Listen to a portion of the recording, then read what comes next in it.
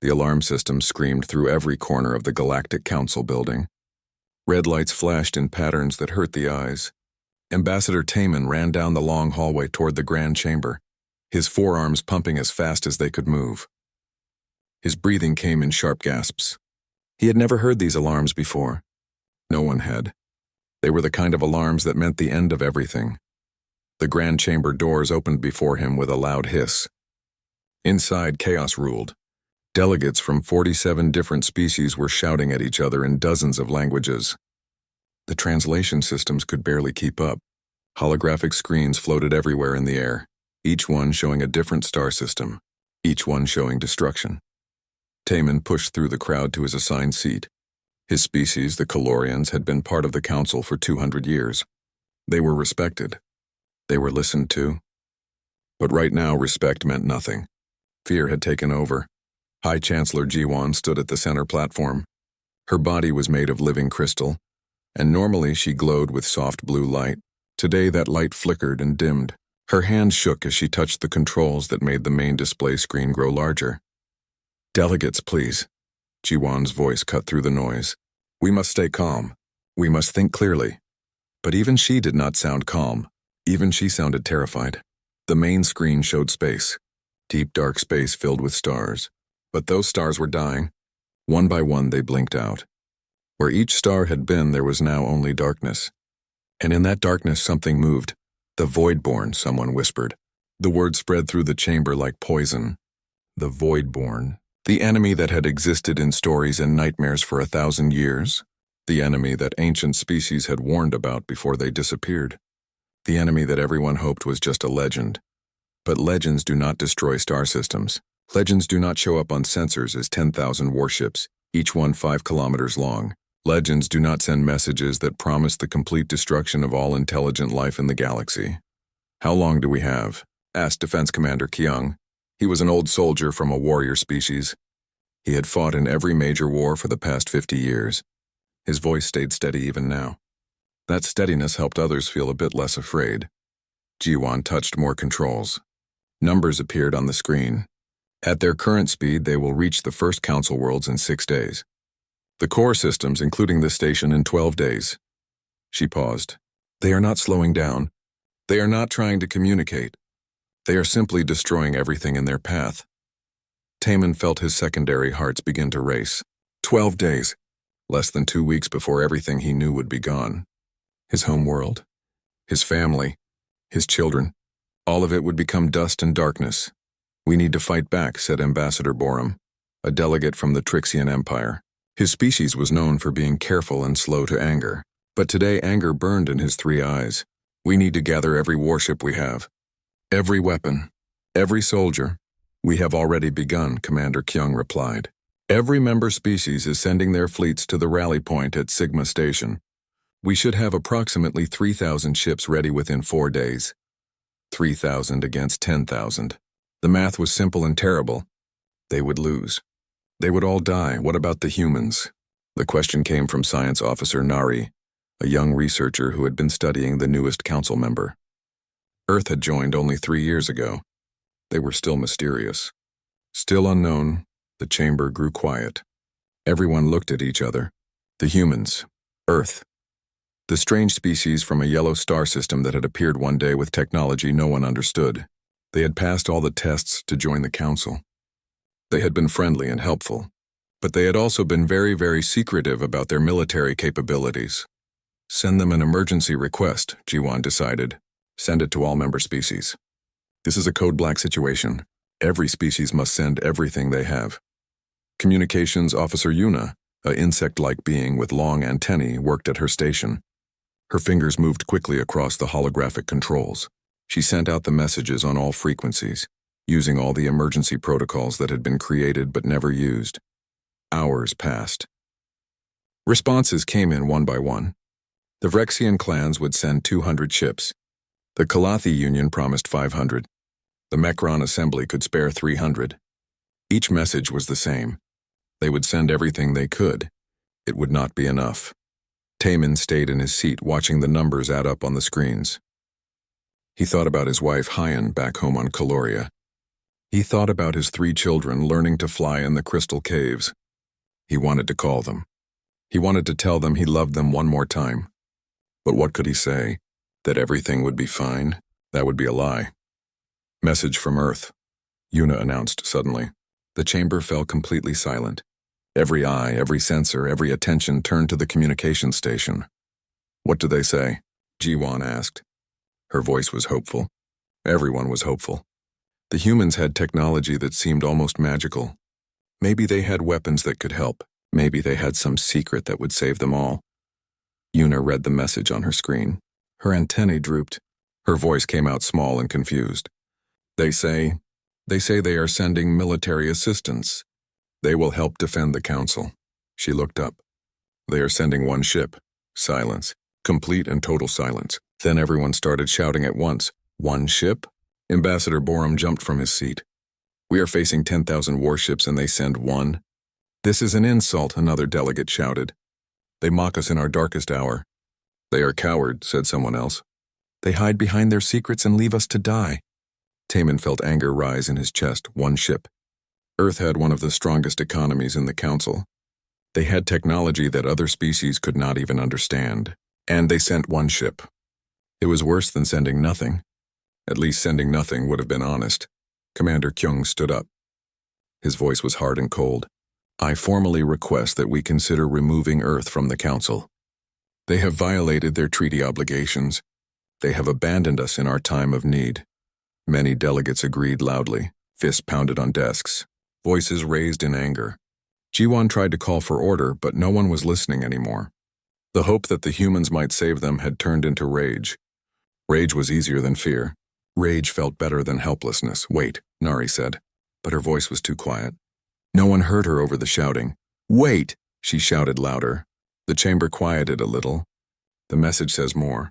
Let me read it all. She pulled up the full message. Her eyes moved across the text. It says, Earth acknowledges the Code Black emergency. We are sending the HSS Defiance to assist. Estimated arrival at Council Station in 18 hours. Recommend all civilian vessels evacuate from designated combat zone. Coordinates attached. She looked up. That is all it says. Combat zone, Kyung repeated. They think 1 ship can create a combat zone against the Voidborn. He laughed, but it was not a happy sound. They are either insane or they are fools. Taman looked at the attached coordinates. They were strange. The location was not at Sigma Station, where all the other fleets were gathering. It was not near any council world. It was in empty space directly in the path of the Voidborn fleet, right where the enemy would be in about 20 hours. What were the humans thinking? Were they planning to sacrifice 1 ship as some kind of symbol? As a message that they had tried? It made no sense. The meeting continued for hours. Plans were made. Resources were assigned. Evacuation orders were prepared for the core worlds. Everyone knew these were just actions to make them feel less helpless. Everyone knew the truth. In less than 2 weeks, the Galactic Council would be nothing but a memory. When the meeting finally ended, Taman walked slowly back to his quarters. The hallways were full of people moving quickly, carrying equipment, sending messages, trying to prepare for the end. He barely saw them. His mind was stuck on one thought, 1 ship. The humans had sent 1 ship. And in 18 hours he would watch that ship arrive. He would watch it fly alone into the path of the Voidborn Armada. He would watch it die. And then there would be nothing left but waiting for his own death to come. Captain Minho stood on the bridge of the HSS Defiance and tried not to smile. The tactical display in front of him showed 17 urgent messages from Council Station.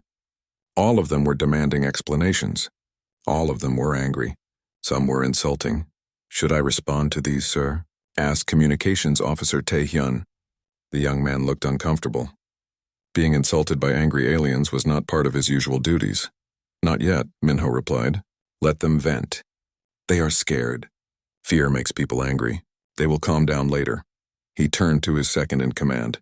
Commander Dahi, status report. Commander Dahi checked her screens. Her face was calm and professional as always.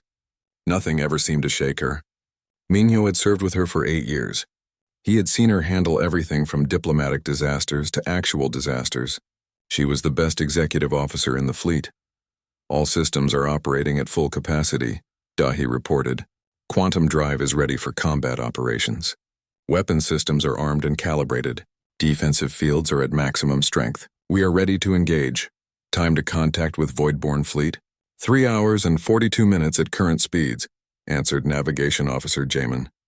He was the youngest member of the bridge crew. This was his first real combat mission. His hand shook slightly as he worked the controls. Minho noticed the shaking. He walked over and put a hand on Yamin's shoulder. Take a breath. We have done this before. We will do it again. The ship knows what to do. Trust the ship. Trust your training. Trust your crew. Jamin nodded. Yes, sir. Sorry, sir. It is just 10,000 ships. That is a lot. It is, Minho agreed. But we are not trying to destroy all 10,000. We just need to stop them. There is a difference. He returned to his command chair. Weapons Officer Hajin, are you ready? Weapons Officer Hajin looked up from her station with a predatory grin. She loved her job. Perhaps too much. Sir, I have been ready since we left Earth. The singularity cannons are charged. The phase disruptors are online. The quantum torpedoes are loaded. Everything is ready to make a very big mess of those void-born ships. Minho did smile then. Hajin's enthusiasm was infectious. Good. Remember the rules of engagement. We are here to defend Council space. We are not here to start a war. We end it, understood, sir, Hajin replied. Her fingers moved across her weapons console, making final adjustments. They will not know what hit them. Dahi moved to stand beside Minho's chair. She spoke quietly so only he could hear. The Council is very upset. Some of them think we have abandoned them. Others think we are fools. A few think this is some kind of trick. What do you think? Minho asked. I think, Dahi said carefully, that they have no idea what humanity is capable of. They still think in terms of fleets and numbers. They do not understand that war has changed. That we changed it, Minho nodded. It was true. The other species in the Council were advanced. They had faster-than-light travel. They had energy weapons and shields. But they were still fighting wars the old way. Big ships, big fleets, lots of firepower. Humans had taken a different path, a much different path. When Earth had first developed quantum technology, it had changed everything. The ability to manipulate space and time at the smallest level opened doors that other species had not even known existed. Doors that led to weapons and defenses that broke every rule of conventional warfare. The Defiance was not just a ship. It was a mobile quantum platform. It could exist in multiple dimensions at once. It could move without actually traveling through space. Its weapons did not just destroy matter. They erased it from reality. The aliens had nothing like it. No one did. Another message from Council Station, Taehyun reported. This one is from Ambassador Taemin personally. He is very polite. He asks if we need any assistance. He suggests that perhaps our ship might want to join the main fleet at Sigma Station. Minho thought about that. Taemin was a good person. He had always been kind to the human delegation. He did not deserve to spend his last hours thinking his allies had abandoned him. Send a response, Minho decided. Tell Ambassador Taemin that we appreciate his concern. Tell him the Defiance is exactly where it needs to be. Tell him to make sure all civilian ships are clear of the combat zone. And tell him, Minho paused. Tell him to watch carefully. This will be educational. Taehyun typed the message. Sent, sir. The hours passed slowly. The crew ran system checks. They reviewed battle plans. They ate meals and tried to rest. On the main screen, sensors showed the approaching void-born fleet. It looked like a swarm of locusts. Thousands of ships moving in precise formation. Each one was massive. Each one carried enough firepower to destroy a planet. Science Officer Yoonji studied the sensor data. Captain, I am picking up strange readings from the void-born ships. Their technology is very old. Very advanced in some ways, but also very primitive in others. Explain, Minho said. They are using conventional matter-antimatter reactions for power. Their weapons are high-energy plasma and kinetic projectiles. Their sensors are electromagnetic-based. Everything they have is within normal physics. Yoonji looked up. They have no quantum technology at all. They will not be able to detect us until we want them to. That was good news. The Defiance's quantum stealth systems made it invisible to conventional sensors. The Voidborn would not see them coming. They would not understand what was happening until it was too late. 1 hour to contact, Yamin announced. His voice was steadier now. The fear had turned into focus. All hands to battle stations. Minho ordered. Seal all internal bulkheads. Activate combat protocols. Hajin, arm all weapons. Dahi, monitor all systems. Everyone else, stay alert. This is going to be fast. The bridge lights changed from white to red. Displays showed weapon status and shield strength. Every crew member moved with practiced efficiency. They had trained for this. They were ready. 30 minutes, Jamin said. Minho pulled up a communication channel to Council Station. This is Captain Minho of the HSS Defiance to all Council vessels. We are about to engage the Voidborn fleet. Recommend you maintain safe distance. We will handle this threat. On his secondary screen, he could see responses flooding in. Most of them were variations of the same message. Good luck, be safe. We will remember your sacrifice. They all thought the Defiance was about to die. They thought the humans were being heroic fools. They would learn differently soon. 10 minutes. Hajin's fingers hovered over her weapons controls. Target lock acquired on lead Voidborn vessels. I have firing solutions for the first wave. Hold fire until my command, Minho said. Let them get close. Let them think they are safe. 5 minutes. The main screen showed the Voidborn fleet in perfect detail now. They were truly massive. Each ship looked like it had been grown rather than built. Organic curves mixed with metal plating. They were beautiful in a terrible way. 2 minutes. Dahi stood at her station, perfectly calm. All systems optimal. The ship is ready, Captain. 1 minute. Minho took a deep breath. This was it. This was the moment when everything changed. When the galaxy learned what humanity had become. When the Voidborn learned they had made a terrible mistake. Contact. The Voidborn fleet rushed forward, completely unaware that death was waiting for them. Completely unaware that one small ship was about to destroy everything they were. Minho leaned forward in his chair. His voice was calm, steady, final. Hajin, you may fire when ready. Show them why humans only needed to send one ship. Ambassador Taman stared at his tactical screen with all 4 of his eyes. He had not blinked in almost a minute. Around him in the council observation room, dozens of other delegates watched their own screens in complete silence. Everyone was watching the same thing. Everyone was seeing the impossible. The HSS Defiance had appeared on sensors exactly where Captain Minho had said it would be.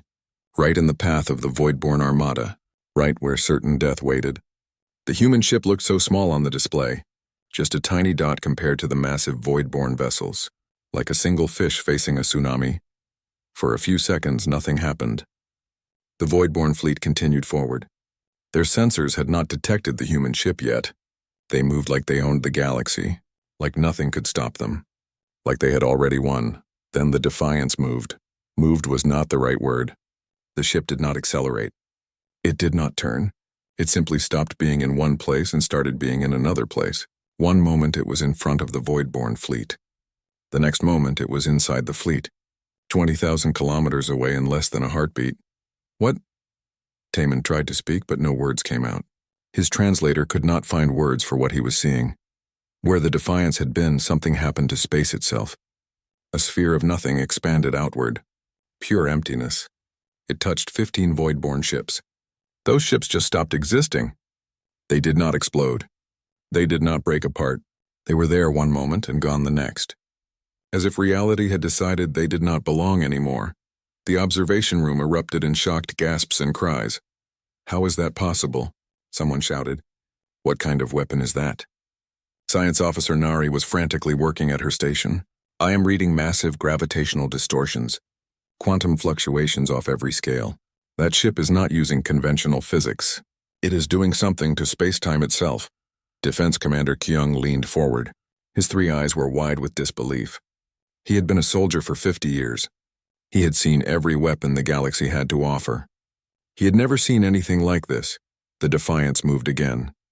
This time it appeared behind a cluster of Voidborn cruisers. Bright flashes of light shot from the human ship. They looked like normal energy weapons at first. But when they hit their targets, something very different happened. The Voidborn ships began to collapse. Not from damage.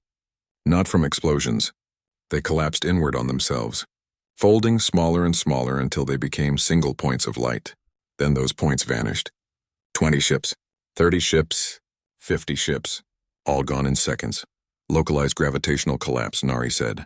Her voice shook. Those weapons are creating miniature black holes inside the target ships. The ships are being compressed down to nothing. By now, the Voidborn had realized they were under attack. Their fleet began to react. Ships turned toward the Defiance. Weapons fired. Hundreds of plasma beams and missiles streaked through space toward the small human vessel. The attacks passed right through where the Defiance was, or where it had been, or where it looked like it was. Taemin's eyes hurt trying to track the ship. It seemed to be in multiple places at once. Shadows of the ship appeared and disappeared. The Voidborn weapons hit nothing but empty space. The ship is phasing between dimensions, Nari explained. She sounded like she could not believe her own words. It exists in our space and in other spaces at the same time. Most of its mass is not even in our reality right now. That is why weapons cannot hit it. They are firing at a ghost. The Defiance danced through the Voidborn fleet like a blade through water. Every movement was perfect. Every shot was precise. More ships died. More space was torn apart. The Voidborn tried to surround the human ship. They tried to overwhelm it with sheer numbers. It did not work. The Defiance released something new. Small objects shot out from the ship in all directions. Hundreds of them. They looked like missiles at first, but they moved in strange patterns, spiraling, weaving, each one locked onto a different Voidborn vessel. When they reached their targets, they did not explode. Instead, they began to spin faster and faster. The space around each one started to twist, to bend. The Voidborn ships near them were pulled off course. Weapons fire curved away. Even light itself bent around the spinning objects. Quantum singularity mines, Nari said. Each one is creating its own localized gravity well. They are disrupting the entire Voidborn formation. Ships are being pulled into each other. Their weapons cannot aim properly. It is chaos, and it was. The Voidborn fleet, which had moved with such perfect coordination before, was now scattered and confused. Ships collided with each other. Some tried to retreat. Others pushed forward. There was no order anymore, no plan, just panic. Taemin could not look away from his screen. He had thought this would be a tragedy. He had thought he would watch the brave human ship die in a heroic but pointless sacrifice. Instead, he was watching a massacre, a one-sided slaughter that should not be possible. Count the losses, Commander Kyung ordered. His voice was quiet now. Respectful almost. Unit checked her systems. The Voidborn have lost over 2,000 ships so far. No, wait, 2,500? 3,000. She looked up. The numbers are climbing faster than I can count. They are dying too quickly. 3,000 ships. In less than 10 minutes. The Defiance had destroyed 3,000 warships that had taken decades to build. Ships that were supposed to be unstoppable. And the human ship had not even been damaged. Not a scratch. Not a dent. The Voidborn tried one last desperate tactic. Every remaining ship fired at the same time. Tens of thousands of weapons all targeting the Defiance at once. The combined firepower could have destroyed a small moon. Energy filled the space where the human ship was. The screens whited out from the intensity. For a moment, Taemin felt hope. Not hope that the Defiance would survive. Hope that maybe, just maybe, the Voidborn had managed to hurt it, to slow it down, to prove that the humans were not completely invincible. The light faded. The Defiance hung in space exactly where it had been, completely untouched. Around it, a shimmering field of energy slowly dissipated, some kind of shield. But unlike any shield technology in Council records, this one had not just stopped the attacks.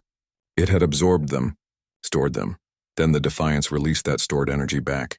All of it at once. In every direction, the Voidborn fleet simply ceased to exist. 5,000 ships turned to vapor in an instant. The explosion was so massive that it created a temporary new star. Then even that faded, leaving nothing behind but cooling gas and radiation. Silence filled the observation room. Complete and absolute silence. No one spoke. No one moved. Everyone just stared at their screens, trying to process what they had just witnessed. Finally, Ambassador Borum spoke. His voice came out as barely a whisper. How many are left? Una checked her sensors. Approximately 2,000 Voidborn ships remain. They are retreating. Breaking formation, running, the Voidborn were running. The unstoppable armada that had destroyed civilizations for 1,000 years was running away. From one ship. One human ship. Taemin watched the Defiance pursue them. It did not rush. It did not hurry. It moved with calm efficiency, systematically hunting down every fleeing vessel. One by one they died.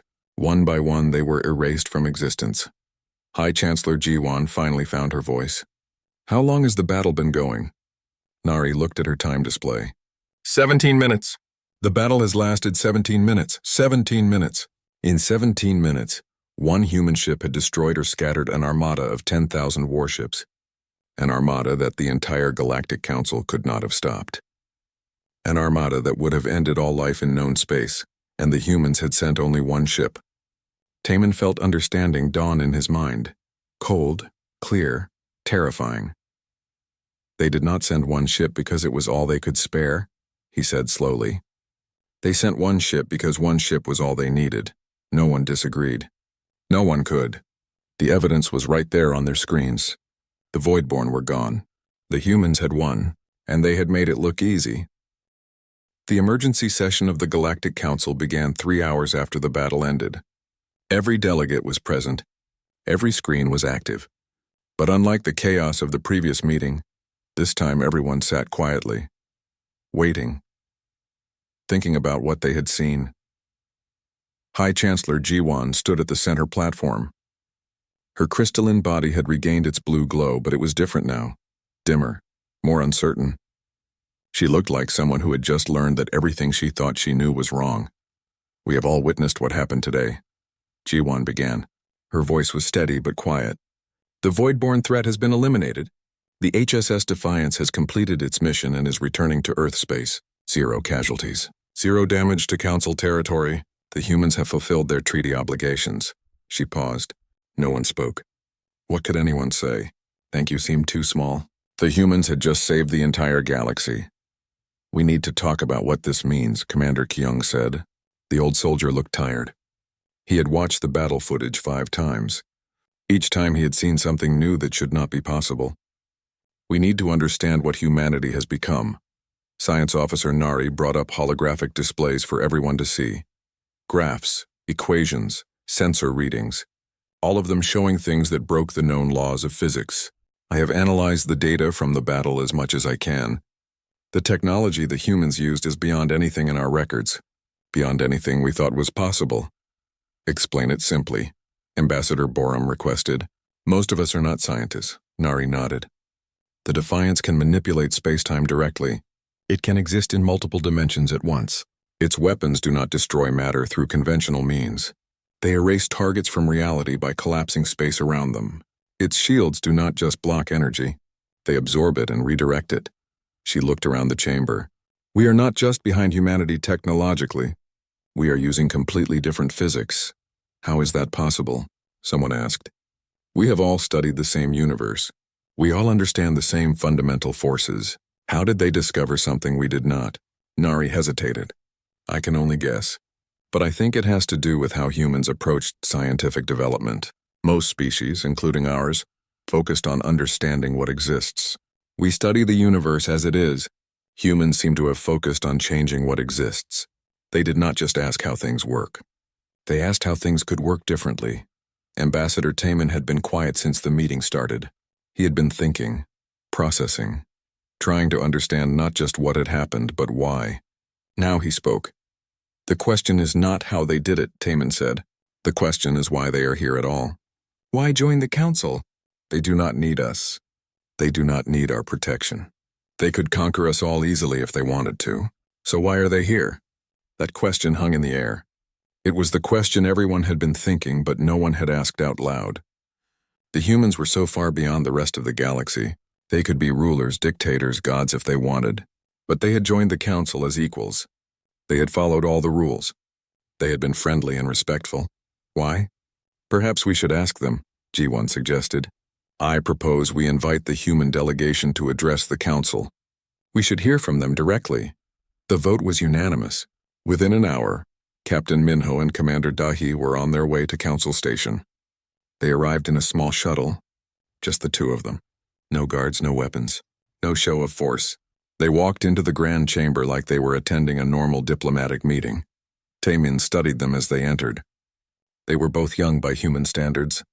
Minho looked calm and confident. Dahi looked professional and alert. Neither of them looked like warriors who had just destroyed 10,000 warships. They looked like ordinary people doing their jobs. Maybe that was the most frightening thing of all. Captain Minho, Commander Dahi, Jiwan greeted them formally. On behalf of the Galactic Council, I thank you for your assistance today. You have saved countless lives. You have our deepest gratitude. Minho bowed slightly. We were honored to help. That is what allies do. We have questions, Jiwan continued. Many questions. But the most important one is this. Why did humanity join the Galactic Council? With your capabilities, you do not need us. You could stand alone. You could dominate if you chose to. Yet you choose to be partners instead. We would like to understand why. Minho and Dahi looked at each other. Some silent communication passed between them. Then Dahi stepped forward to speak. That is a fair question, Dahi said. Her voice carried clearly through the chamber. And it deserves an honest answer. The truth is humanity remembers what it was like to be weak. We remember what it was like to be afraid. We remember what it was like to need help and have no one to turn to. She walked slowly around the chamber as she spoke, making eye contact with different delegates. Humans spent thousands of years fighting each other. We had wars that killed millions. We developed weapons that could destroy our entire planet. Several times we came very close to making ourselves extinct. We know what it means to face extinction. We know what it means to be desperate. Minho joined her, adding his own perspective. When we finally learned to work together, when we finally reached for the stars, we made a choice. We decided that we never wanted to be alone again. We decided that we never wanted any species to face what we had faced. Not if we could help. Not if we could prevent it. He looked directly at Taman. We joined the council because we believe in what it represents. Unity. Cooperation. Different species working together for common good. Yes, we have powerful technology. Yes, we could stand alone. But why would we want to? Being strong does not mean being isolated. Commander Kyung spoke up. But you kept your military capabilities secret. You let us think you might be weak. Why not show us what you could do from the beginning? Dahi smiled slightly. Would you have trusted us if we had? If we had arrived and said we can destroy entire fleets with single ships? You would have feared us. You would have seen us as a threat, not as partners. We wanted to earn your trust first. We wanted you to know us as friends before you knew us as warriors. And today? Jiwan asked. Today you showed us everything. Why now? Because you needed to see, Minho replied simply. Because the Voidborn were real and immediate. Because there was no time for secrets anymore. And because you needed to know that when you call for help, we will answer. Not with excuses, not with half measures, with everything necessary to protect our allies. Silence filled the chamber again. But this was a different kind of silence. Not the shocked silence from before. This was thoughtful silence. Understanding silence, Ambassador Borum stood up. I have one more question. How many ships like the Defiance does Earth have? Minho smiled. It was not a threatening smile. It was almost sad. Enough, he said. We have enough. And if another threat like the Voidborn appears, we will send exactly what is needed. That is what allies do. That is what friends do. That is why we are here. Taman understood then. Really understood. The humans were not here to dominate. They were not here to show off. They were here because they had learned the hard way that no one should face darkness alone. They had become powerful so they could help others. So they could be the answer when someone called for help. They had sent one ship not because it was all they had. They had sent one ship because it was all that was needed. It was a message. A promise. A statement about who humanity was and what they valued. For the first time since the Voidborn had appeared, Taman felt safe. Not because the threat was gone, but because he knew that humanity would be there if another threat came. He knew they would answer the call. He knew they would send exactly what was needed. Just one ship if that was enough. Or 1,000 ships if that was necessary. Whatever it took to protect their friends. 3 days had passed since the battle. 3 days since the Voidborn Armada had been destroyed. 3 days since the galaxy had learned what humanity truly was. Ambassador Taman had not slept well in any of those 3 days. His mind kept replaying the battle, the impossible movements, the reality-breaking weapons, one ship destroying 10,000. He had finally requested a private meeting with the human delegation. There were things he needed to understand, questions that the public session had not answered. Captain Minho and Commander Dahi had agreed immediately. They suggested meeting in one of the station's observation lounges, a quiet place with a view of the stars. Taman arrived first. He stood by the large window and looked out at space. It looked peaceful now, safe, but he knew that was an illusion. There were always threats out there. Always dangers waiting in the dark. The Voidborn had just been one of many. The door opened. Minho and Dahi entered. They were dressed in simple civilian clothes, not military uniforms. They looked relaxed. Normal, like any other people enjoying shore leave on a station. Ambassador Taman, Minho greeted him warmly. Thank you for inviting us. It is nice to have a conversation without the whole council watching. Taman gestured to some comfortable seats arranged near the window. They all sat down.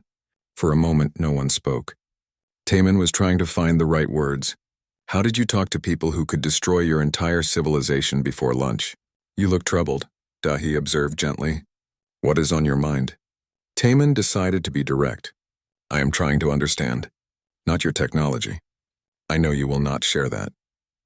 But you as people, as a species, you have power beyond anything we can imagine. You could rule the galaxy. You could take anything you want. But you do not. Why? Minho leaned back in his seat. He looked out at the stars for a moment before answering. Let me tell you a story, Minho said. About 1,000 years ago on Earth, there was a terrible plague. A disease that killed millions of people. Humans had the knowledge to stop it. We had the medicine, but we did not share it equally. Rich nations hoarded resources. Poor nations suffered. People died who did not need to die. He paused, his expression sad. We learned from that. We learned that having power means nothing if you use it selfishly. That being strong is worthless if you let others suffer when you could help. We learned that the measure of a civilization is not what it can do for itself, but what it chooses to do for others. Dahi added, every human child learns about the old wars, about the times we almost destroyed ourselves, about the mistakes we made. We teach those lessons so we never forget, so we never become the monsters we once feared we might be. Taman felt something shift in his understanding. So you see yourselves as protectors, guardians, not rulers. Exactly, Minho confirmed. We developed our technology not to conquer, but to defend. Not to take, but to give. We knew that if we ever met other intelligent species, we wanted to be friends, not masters. But you kept your capabilities secret, Taman pointed out. You let us think you might be weaker than you are. Dahi nodded. We did, and I know that bothered many delegates. But imagine if we had arrived and immediately demonstrated what our ships could do. Would you have welcomed us? Or would you have feared us? Would you have seen partners or threats? Taman considered that honestly. He remembered when Earth had first made contact. There had been excitement, but also suspicion. Some delegates had wanted to reject humanity's application to the Council. If they had known what humans were capable of, that suspicion would have become terror. We would have feared you, Taman admitted. We would have tried to contain you, or isolate you, or maybe even attack you before you could attack us. And that would have been tragic, Minho said softly, because we never wanted to fight you. We wanted to know you, to learn from you, to share the galaxy with you. Fear would have prevented that. So you hid your strength, Taman said. You let us underestimate you. You waited until we needed you before showing what you could do. Yes, Dahi confirmed. We wanted you to know us first, to trust us, to see us as friends. Then when a real threat appeared, you would understand that we were using our power to help, not to dominate. Taman sat quietly, processing this. It made sense. In a strange way, it showed remarkable wisdom, remarkable patience. To have such power and to hold it back, to let others think you were weak when you were strong, that took more discipline than most species had. How many ships like the Defiance do you have? Taman asked again. He had heard Minho's answer in the council chamber, but he wanted to hear it here in private without the diplomatic language. Minho smiled. Enough, that is the truth. We have enough to protect Earth, enough to protect our allies, enough to defend against threats. But we do not build fleets for conquest. We build them for security, for peace. The Defiance is not your most powerful ship, is it? Taman asked. He had heard Minho mention that during the battle briefing. Both humans shook their heads. No, Dahi said. It is not. But it was the right ship for this mission. It was exactly what was needed. Nothing more. Nothing less. That is important to us. Using the right amount of force. Not overwhelming. Not underwhelming. Just enough. Balance, Taman murmured. Balance, Minho agreed. We believe in balance. Between strength and restraint. Between capability and responsibility. We have learned that having power is easy. Using it wisely is hard. They sat in comfortable silence for a while, watching the stars. Taman felt the fear that had been living in his chest for the past 3 days begin to ease. These were not conquerors. These were not tyrants. These were people who had learned hard lessons and chosen to be better. What happens now? Taman asked. Now that we know what you are capable of. How does the council move forward? That is up to all of us, Dahi replied. We hope that knowing what we can do will make you feel safer, not more afraid. We hope you will trust that we will use our capabilities only to protect, never to threaten. We hope we can continue building friendships with all council species. Some species will fear you anyway, Taman warned. Some will want to find ways to match your power. Or counter it. Or limit it, we know, Minho said calmly. We expected that. Fear is natural. We will prove ourselves through actions, not words. Through consistency. Through always being there when we are needed and never being there when we are not. Taman stood up. The humans stood with him. I want you to know that my species will support Earth in the Council. You saved us all. You could have let us die and taken over an empty galaxy. But you did not. That means something. That means everything. Minho extended his hand in the human gesture of friendship. Taman clasped it with one of his 4 hands. Thank you, Ambassador, Minho said. Your friendship means more to us than you know. We are not gods. We are not invincible. We are just people trying to do the right thing. Having allies who understand that, who support that, makes all the difference. Taman left the meeting feeling lighter than he had in days. He understood now. The humans had sent one ship not because they were weak or because they did not care. They had sent one ship because that was all they needed, because they wanted to send a message about precision, about balance, about using exactly the right amount of force to solve a problem. One ship had saved the galaxy. One ship had destroyed the Voidborn. One ship had shown the Council what true strength looked like. Not overwhelming force, not unlimited power, but the wisdom to use what you have responsibly. That night, Taman called his family back on Caloria. He told them he loved them. He told them they were safe. He told them about the humans who had saved them all. His children asked if the humans were heroes. Taman thought about that. They are, he finally said. But not because they are strong. They are heroes because they chose to help when they did not have to. They are heroes because they could have been tyrants but chose to be friends instead. His children seemed satisfied with that answer. Taman was too. He looked out his quarters window at the stars. Somewhere out there, the HSS Defiance was returning to Earth. Just one ship. Just one small vessel in the endless darkness of space. But that one ship had changed everything. It had shown the galaxy what humanity was, what it valued, what it stood for. And Taman knew with absolute certainty that if another threat came, the humans would answer the call again. They would send exactly what was needed. 1 ship or 1,000, whatever it took. Because that was what friends did. That was what family did. That was what the Galactic Council was supposed to be. And now, thanks to humanity, it finally was.